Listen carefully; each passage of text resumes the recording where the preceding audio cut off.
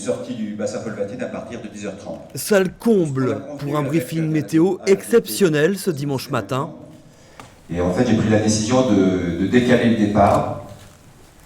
Le décaler, ça ne peut pas être avant mercredi. C'est une décision de marin. Bon, c'est jamais facile à prendre ce genre de décision, donc non, mais ça fait déjà plusieurs jours que j'écoute les concurrents. Ça fait 2-3 jours que la météo, elle s'arrange pas.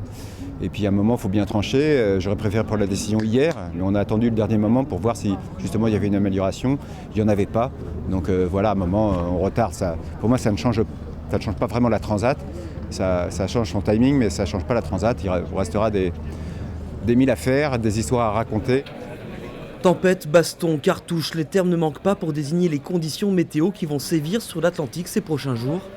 Elle est tellement vaste qu'elle est inévitable cette tempête et mardi soir on aurait eu des vents supérieurs à 40 nœuds et des rafales de 50-55 nœuds et un état de mer vraiment très important parce que le fetch, comme on dit, c'est la zone sur laquelle peut se générer ces vagues est très vaste. On aurait eu des vagues de 6 à 7 mètres. Enfin, c'est ce qui est en cours d'établissement.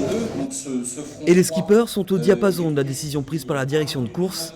La sagesse l'a emporté. C'est la décision de la course. Nous, on avait pris notre décision en multi 50. On n'a pas des bateaux pour affronter 60 nœuds et des vagues de 7 ou 8 mètres vent de travers.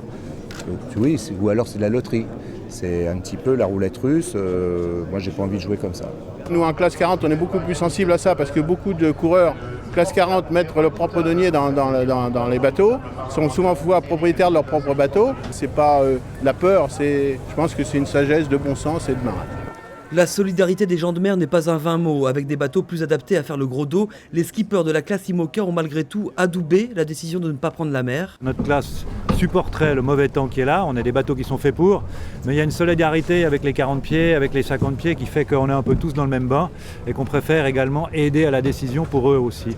Donc on supporte pleinement et on accepte pleinement la décision du directeur de course de reporter le départ à mercredi ou jeudi prochain. En attendant le passage du coup de tabac, une réunion doit se tenir mercredi prochain pour statuer sur la date du coup de canon de cette Transat Jacques Vabre 2011.